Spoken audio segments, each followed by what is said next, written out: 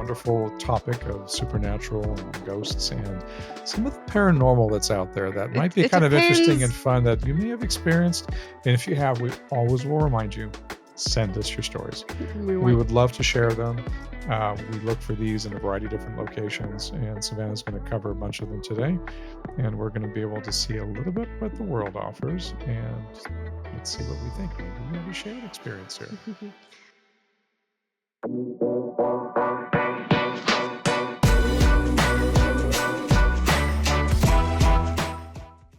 Welcome, everyone. This is the Munch Corner podcast. And if it is your first time, don't leave. Don't leave. Okay. Stay with us. This is a We have great fun. place to be, I promise. We are so diverse over here. You're gonna fit in. We'll make you fit in.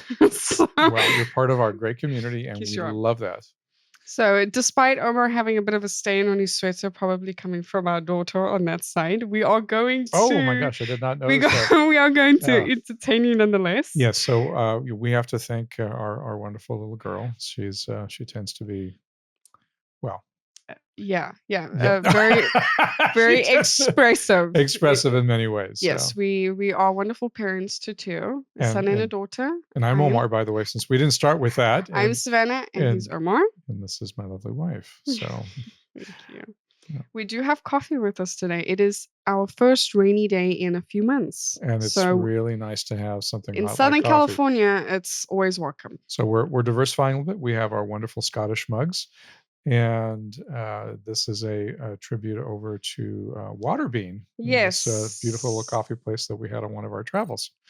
So we're enjoying a wonderful cup of coffee from them, and it's really actually pretty tasty. So it's amazing. Grab your drink because we have ours. If it's something warm, do indulge because I know I am. I'm going to be reading though, so I'll try fit in a few that steps. gives me a chance to have a bit more coffee. Okay, yeah, there you go. We will trade it off so that Savannah gets a chance to enjoy her coffee as well. Welcome to this episode because we are covering stories that is basically going to be under the umbrella of remember, this is not a dream. So this is in our wonderful topic of supernatural and ghosts and some of the paranormal that's out there that might be kind of interesting and fun that you may have experienced. And if you have, we always will remind you, send us your stories. We would love to share them. We look for these in a variety of different locations, and Savannah's going to cover a bunch of them today. And we're going to be able to see a little bit what the world offers, and let's see what we think. Maybe we have a shared experience here. So our first story, we've given it a title, Our Friendly Ghost is No Longer Friendly. So I live in an old apartment complex built in the late 1900s with two there of you go. my... We've already said it, 1900s. It's already 100 years old. We need the history. With two of my girlfriends, 26 female. We have all finally admitted our apartment is haunted. Wow, that took a lot to get to. All right. It's not something we have ever experienced before. Yesterday, my light that is tap activated was turning on and off and changing colors in front of my other roommate. We laughed because we think this is friendly, partially, some of us don't believe it. She said, turn off your ghost. And it turned off. Okay. And then our washing machine turned on and started to stream, and our broom dropped. I just woke up to a man going, "Hey," in my ear. I am so freaked out. Okay, so that friendly thing actually changed where the ghost was playful with and lights. Then once the friend said, "Hey, keep your ghost quiet or turn your ghost friend off," then they didn't like that. The ghost was a little bit put off by this. Yeah, probably didn't pick up the sense of humor and was like, "Yeah, okay, I'll turn off. Yeah. Try turn me off now." Yeah, exactly. Can you hear me now? Yeah. How about that? So I've never in my life experienced so much activity. I don't want it to be real. I wasn't having paralysis nor a dream. My right ear hurts from how loud it was. Wow, that must have been pretty loud then. Shouting. There's so many other things that have happened, but I'm too tired to go through them all. We feel like we've been hugged. Wow, where we hear things constantly and I see shadows. Wow, being hugged, see things constantly and seeing shadows. I It's I quite a bit. I don't think I would enjoy as much the hug from the ghost, and the shadows part Mm, are no. pretty normal in Paranormal Activity, but So, but these are all within the past day. oh my gosh, that's a What do lot in we a day. do? Yeah. How do we stop this? Is this relatable? Am I gaslighting myself? No, you cannot gaslight yourself into feeling like someone is hugging you. I I mean, don't think that's a thing. unless you're completely delusional, this But is occurring that's on the more than outside, one person experiencing and this. that's usually a pretty good indication of it. And if especially if you're being woken up by a dream and someone is like shouting at you and a Yeah. man when you're three women in a house, yes, No, that's not gonna feel that good. is not fictitious. Not in my Do we mind. know where this is? They do not say. They do not say. This is under the ghost community on Reddit.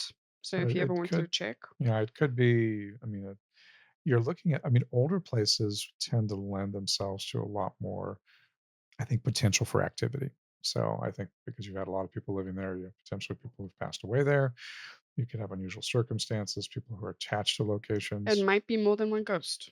So maybe And that's very true. It could be more yes. than one ghost. So maybe you have one ghost that's more humorous than the other one that's maybe not so much. So the question is, would you want to live with a ghost? I think Savannah and I have always been fascinated by the paranormal. We've experienced some of it ourselves. I think we shared some a little bit in our past episodes. We know that it's definitely out there, and there will always be somebody who will say that doesn't really exist. It's in your imagination. Mhm. And I don't think there's enough out there in ghosts and that you could turn around and say I've recorded everything. I mean, these things tend to occur a little more spontaneously. We're not walking around with like a dash cam on ourselves, actually No. watching and painting our entire life through, video process. So it's very interesting to see that.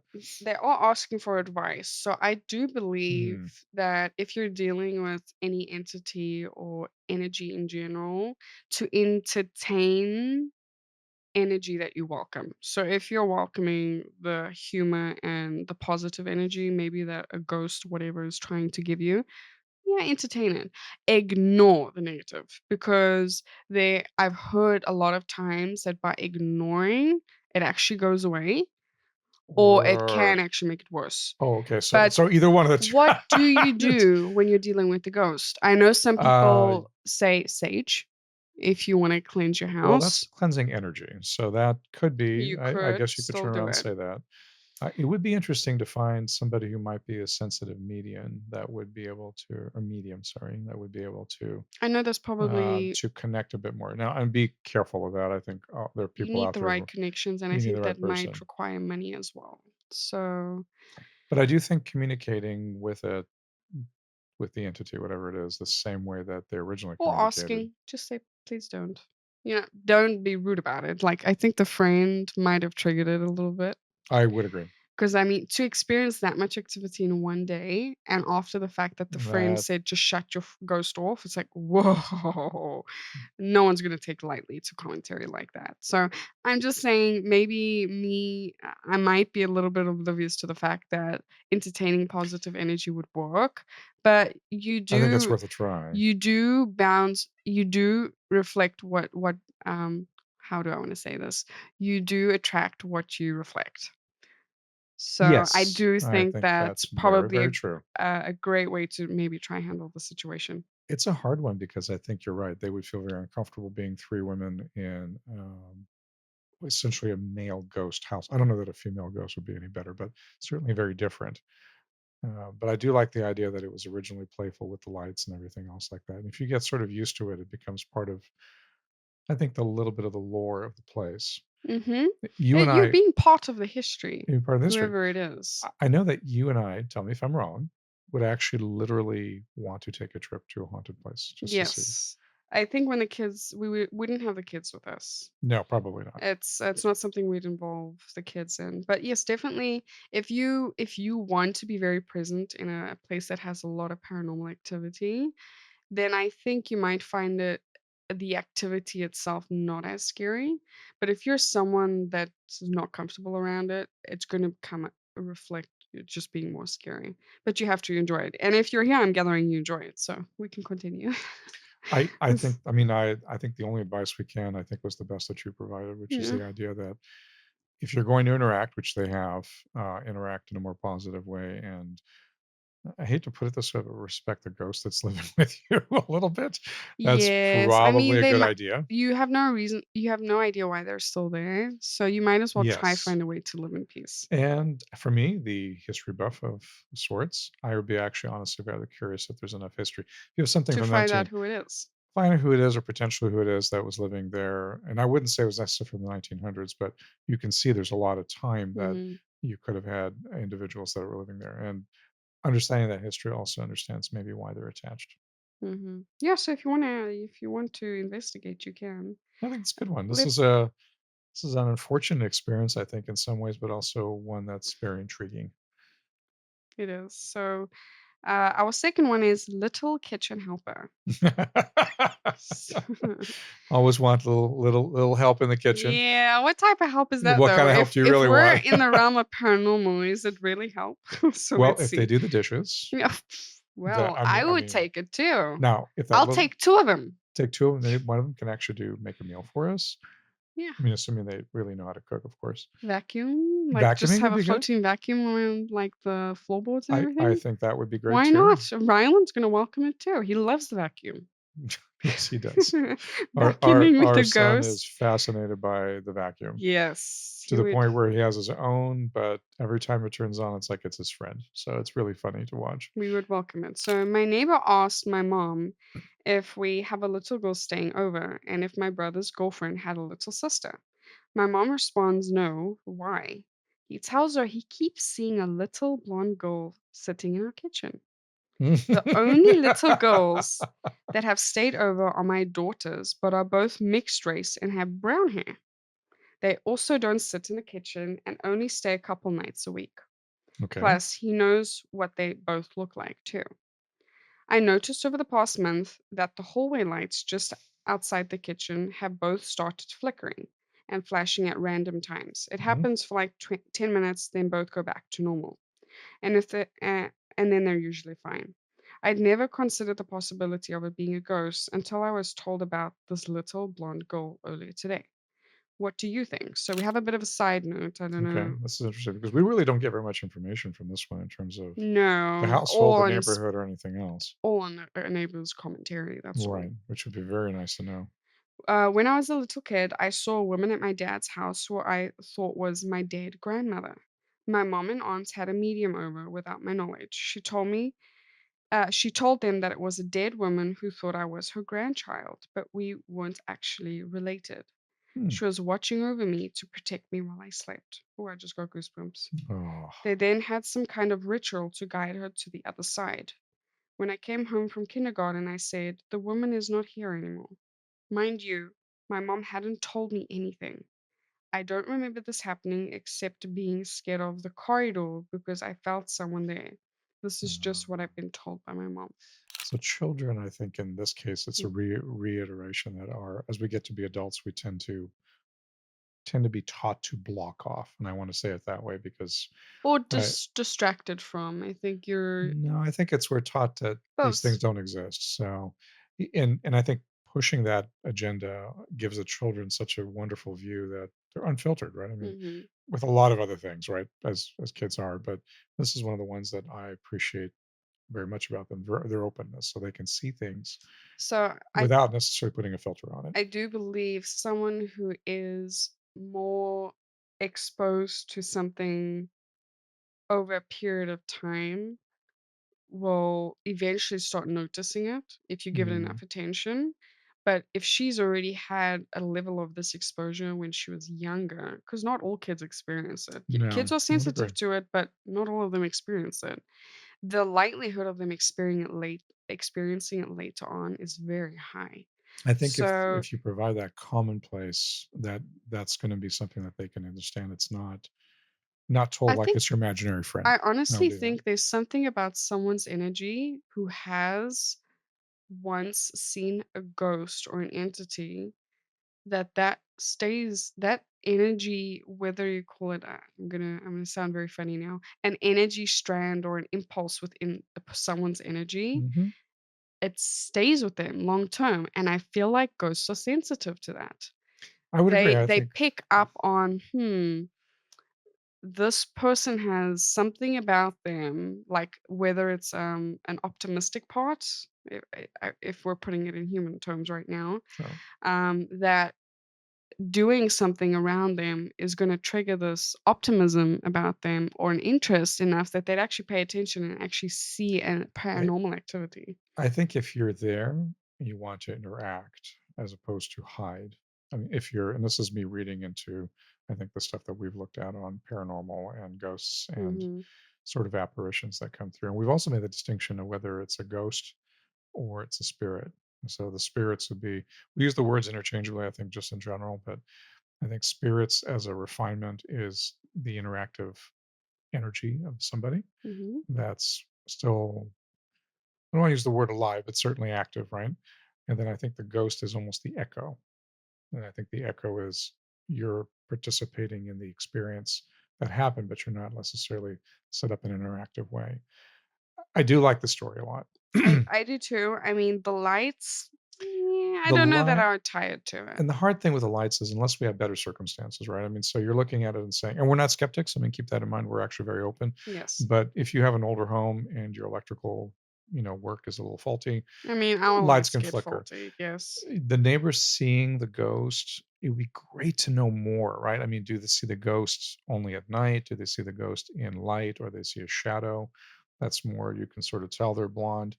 Um, it would make me want to research the house, the neighborhood, and try to understand the families that may have lived there We do before. like seeing if we can reach out to the person that's made these stories, if we can get updates. So we're always always very in tune with our stories, and we'll always update our audience if that's the case. And I think the more observant we are, so I mean, sometimes when Savannah will tell me, I think I've seen something, I'm starting to quiz her. And it's No, not, but you know what's interesting? what's And that? this is as of recent, which has been happening much more lately. What's that? And I don't know if it's because we're talking about it more, so It might it be, yeah. might be that we're more open to it, even though we are, but more so because we're openly discussing it. That I will say I had a very strange energy, or I saw something last night, and Omar will say, I saw something too. Yeah.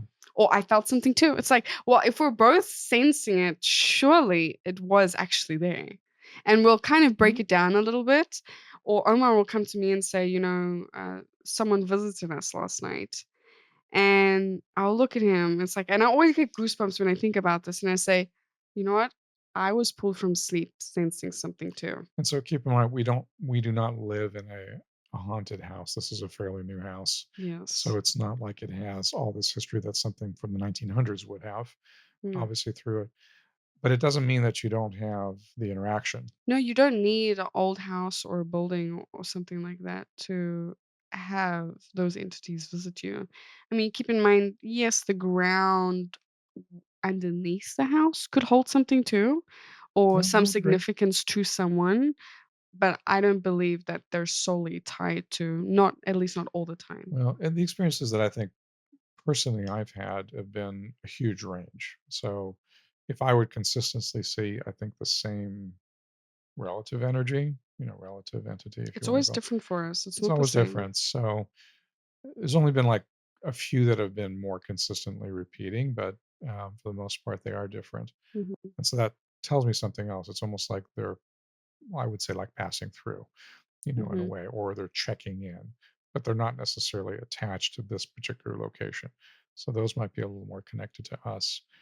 This is a very interesting one. So it has not appeared to the residents or the residents of the house, No, but the but neighbor. it's appeared to the neighbor. I'll dig a little bit more. I'd like to see if the But that, person ever had an experience where they actually came across the little girl, I or think if they asked the neighbor a little bit more I about it. think knowing the history of the place, knowing how old it is, knowing the families that may have been there will all help a little bit and maybe trying to figure out the story that comes with this. That would be great to know. And it would be nice because obviously it's not showing up as much to the residents as much to the neighbor. Mhm. So the question is that individual more connected to the neighbor than to the people in the house?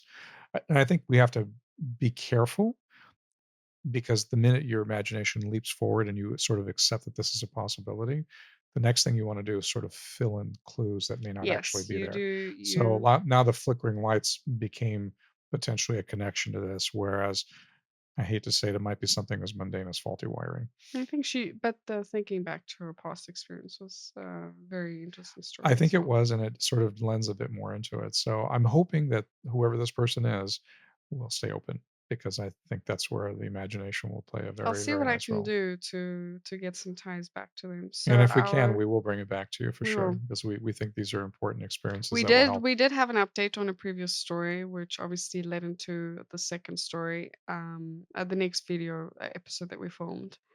And we did have a person come back to us and say, at the time of me reaching out to them, that there was no update. But we will get back to you, we promise. All right. So, third one is not home alone. Unlike the movie Home Alone, Yes, home alone. this would be very different, I can imagine. So, So, they do start off with, I was supposed to be home alone. 7 years ago, my parents went away on a weekend trip. They were heading down to Louisiana for a wedding my cousins were having, and I didn't want to go with them because I had an important test at school and didn't want to make it up. I was a senior in high school at the time and was 18, mhm. so my parents didn't see anything wrong with me staying home alone for the weekend. I still get chills thinking about what happened. The first night they were gone, everything was normal. I came home from work, working my evening shift job, and started playing games with my boys. We played till about 1 or 2 that morning, and I went to bed excited about being able to sleep in that Saturday morning. Whenever I woke up Saturday morning, the day was pretty normal. I made a cup of coffee, drove to the store to get some energy drinks, the usual. That night, I went to bed normally around 1 or 2 and had nothing strange happen. Sunday morning, I woke up and checked my phone to see if I had any notifications from any of my friends. I didn't.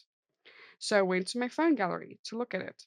Some memes I had saved to send to my boys, and then I saw it. Pictures of me from hours before sleeping. Some pictures were stamped 2:35 Th- a.m. this is on her social media. I'm gathering it's a guy, but hey, I could be wrong. Yes, on in their gallery. Like you take pictures on your camera and it goes Oh to your my gallery. gosh. Okay. Well, I like how casually he says, "Just had a cup of coffee in the morning. Then I went But to get he's energy going drinks no, as but well." it's but this is someone really picking at how the hell those pictures end up Oh there. yeah, So no, this some is okay. pictures were stamped 2:35 a.m. while another was 3:07, and so on. All pictures took of me while I was sleeping at positions that would have been impossible for me to accidentally take them myself. But you're sleeping too.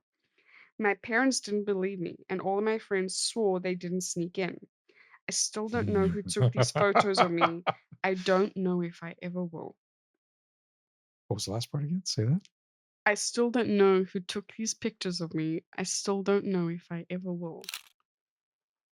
That is gnarly. Ah. Okay, so this brings up so many things that would Oh, be potentially not good.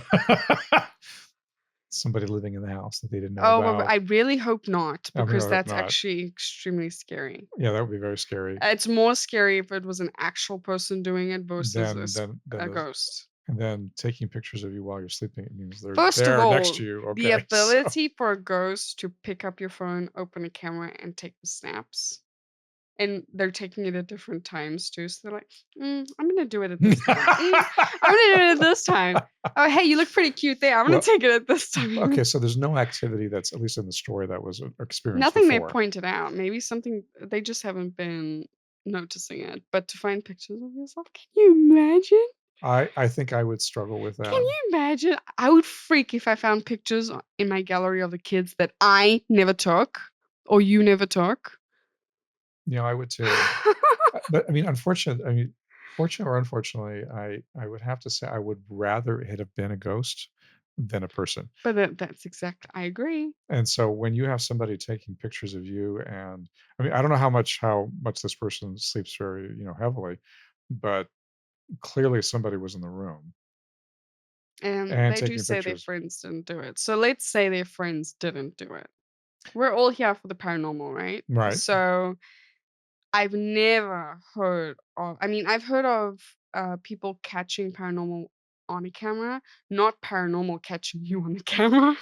I would have to agree. It's not usually the other That's way pretty around. funny though. They probably have a good sense of humor, but that takes a lot to be able to pick up a phone. I mean, we are of course How much not we are not energy do you have to exert to do that? we okay, so just to put it out there, generally the interaction that you would see on a physical level with a paranormal experience is minimal, right? I mean, the flickering of a light is a great example of that, or maybe a knob being turned on something, right? Yes. You have these sorts of things, but you would see, and I think in at least some documented cases where an object is moved across the table or across a room or a door is opened up. I mean, we've seen some of these in some of Other these videos. stories. Now, there's always a sense of skepticism that you have to come in there because I think for us it's more of the particularly for me, it's more the scientist in me that comes back and says, okay, how could you do that in the absence of a spirit doing it? Mm. Is there some explainable way? This does not negate the fact that I really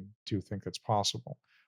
But literally turning on a phone and putting it up in an angle that you can take a shot away from the individual. So I would obviously, have loved to have seen these pictures. I honestly that would be a wonderful thing to actually Well, they take say a. impossible angles. So what does that mean? From the ceiling? No, it doesn't have to be. I mean, think about it. You and I are sleeping. So think about it. Yeah, like arm width is probably what they're referring to. No, and I would even say even more than that. I mean, if I'm looking to say I'm taking somebody's taking a picture of me while I'm sleeping, if I'm turned over on one side of the bed and just sleeping, and there's a picture shot being taken of me, there's absolutely no way I could take the shot.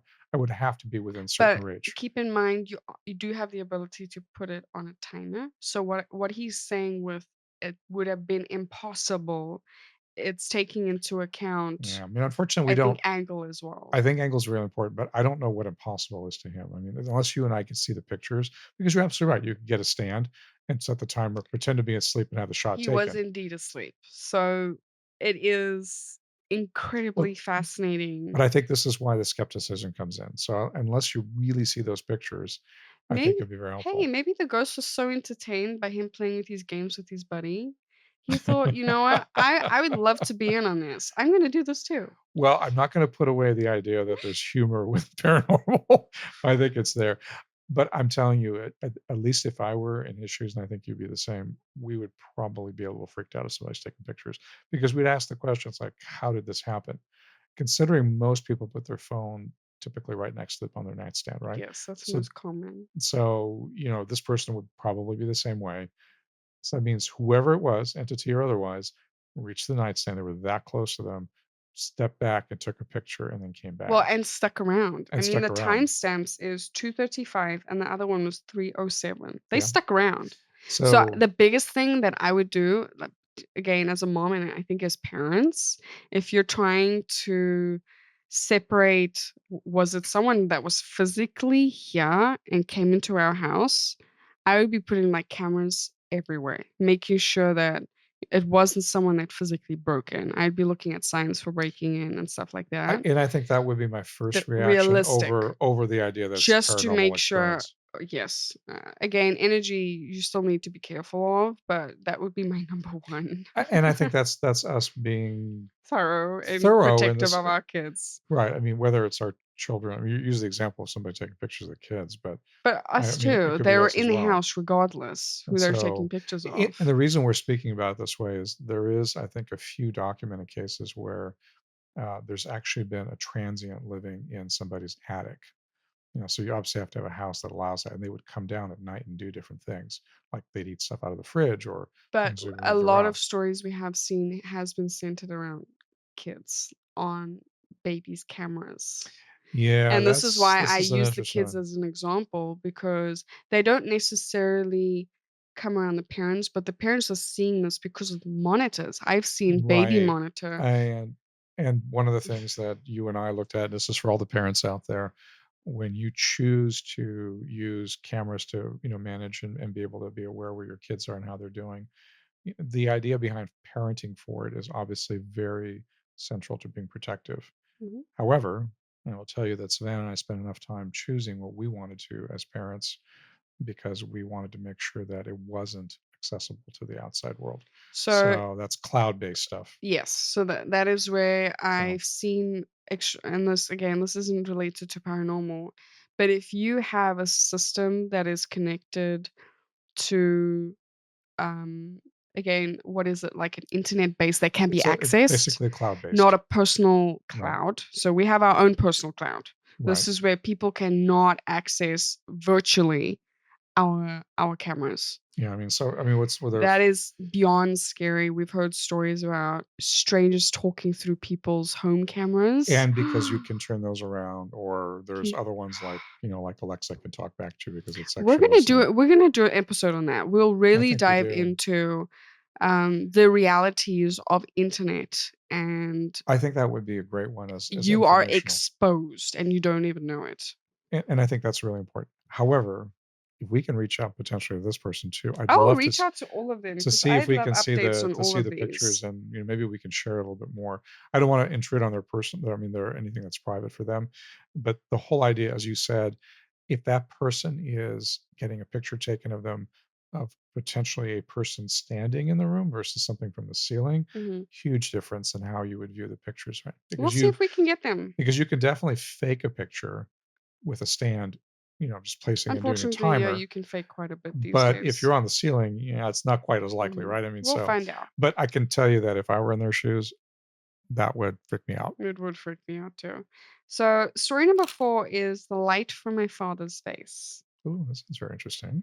So I was about 4 or 5 years old when I saw the light physically coming out of his face.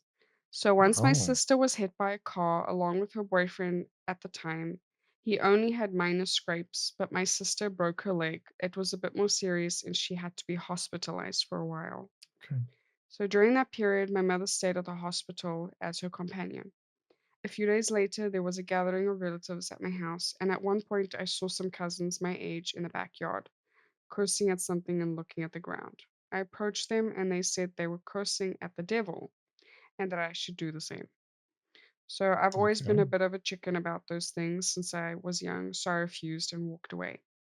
That night, I slept with my father in his bed and my in their room. At one point, I suddenly woke up and looked at my father, who was sleeping on his back, so my view of him was the profile of his face. Hmm.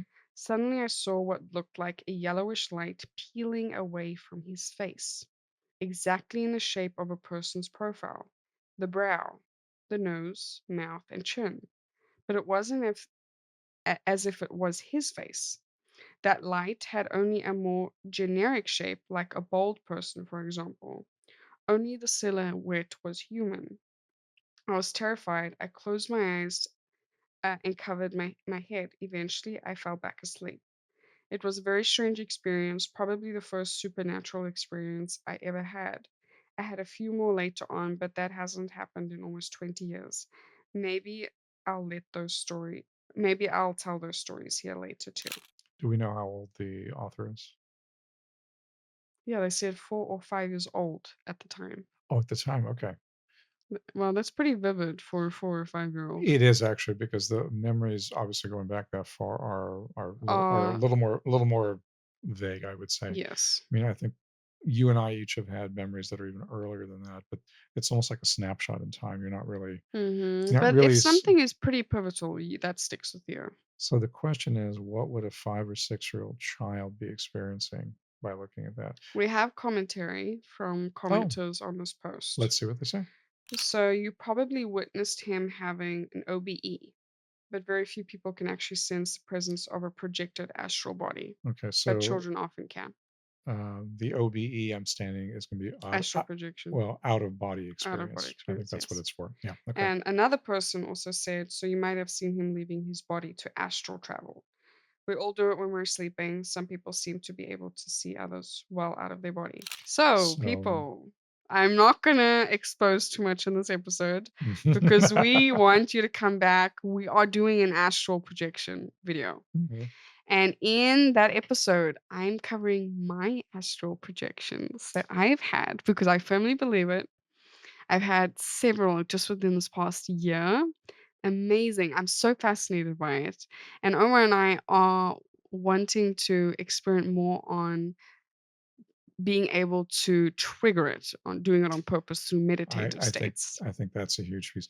I do But have it's a not about, it's not in this episode, but we're tying it into the story. and I love that. However, I will say I've got a different potentially outcome for that. Okay. Okay, so astral projection is actually very interesting. So for those of you who don't know, it's the idea that you're able to have your spirit leave your physical form and be within presence of somewhere else. In other words, you can see yourself outside of yourself. The interesting part about that is when you start looking into astral projection, you're experiencing the concept of separation of your soul from your physical body and then returning back. Mhm. And I think probably one of the things that hampers most people is the idea that once you leave, can you return? So that would be the astral projection. I see something different.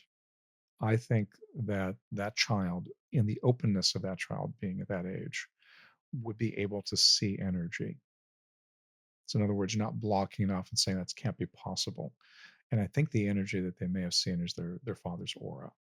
So, in my mind, I think it's the aura. That's a That's very good theory rather than I would because say astral projection. keeping in mind, a lot of people, again, tying into dreams as well with energy, is a lot of people think through things through their dreams. Yes, that's very true. And this child looking at their dad could have been having a dream, walking through emotions.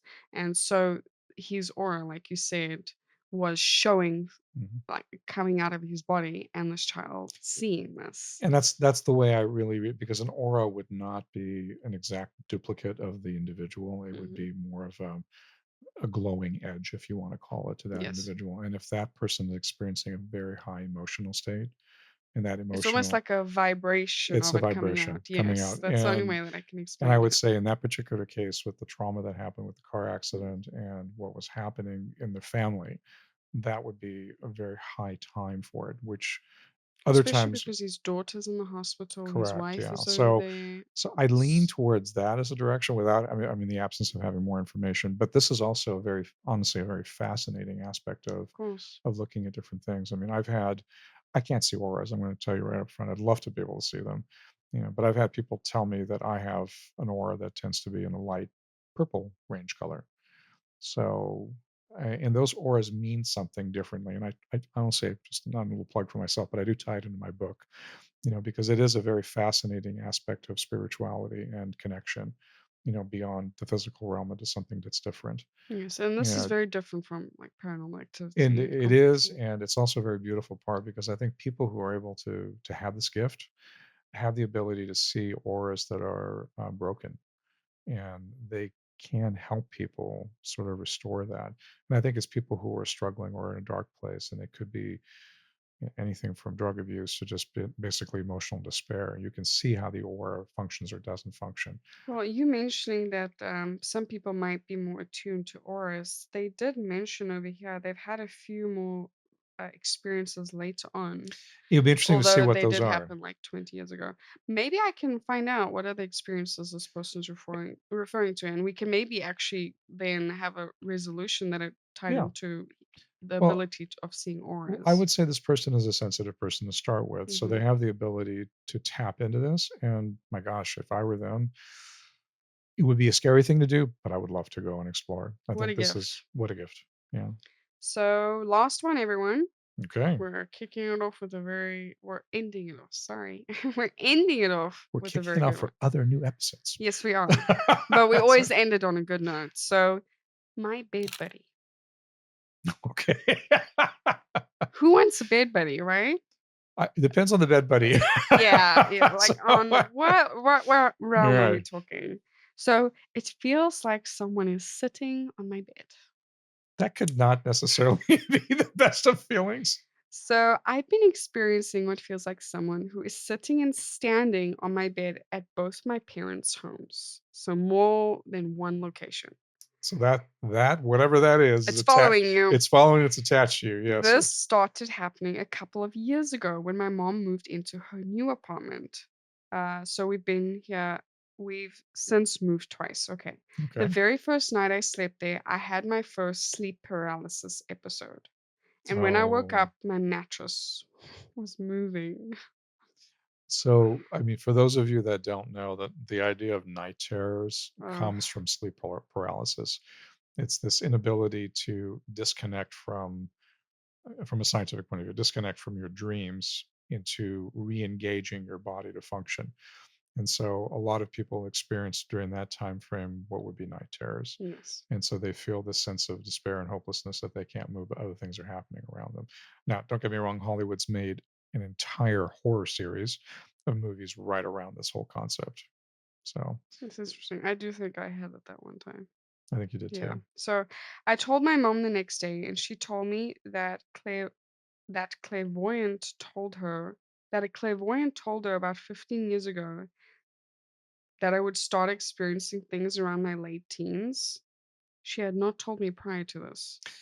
So this ties back into, I think we see this often, and I don't think it's as much of a storyline as much as it is an experience within like, basically humanity.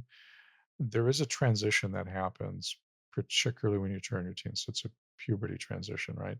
And this is where you start becoming either a man or a woman, as you're developing. And at that point, there's a whole hormonal change within you.